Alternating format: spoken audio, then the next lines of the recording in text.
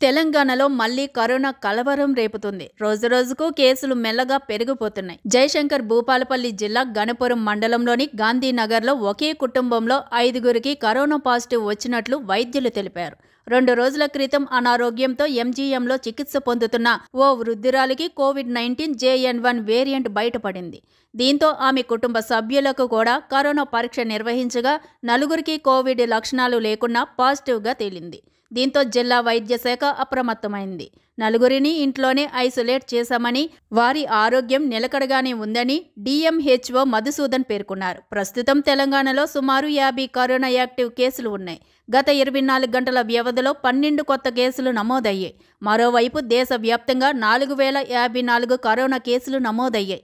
ఇదిలా ఉంటే ప్రత్యేక పర్వదినాలు, న్యూ ఇయర్ వేడుకలు దగ్గర పడుతున్న నేపథ్యంలో కరోనా వ్యాప్తి ఆందోళన సృష్టిస్తుంది. కరోనా పట్ల అప్రమత్తంగా ఉండాలని, స్వీయ జాగ్రత్తలు పాటించాలని, బహిరంగ స్థలాల్లో మాస్కులు ధరించి సామాజిక దూరం పాటించాలని ఇప్పటికే వైద్యాధికారులు సూచనలు జారీ చేస్తున్నారు. ఆయా ఆసుపత్రిలో ప్రత్యేక వార్డులను కూడా సిద్ధం చేశారు.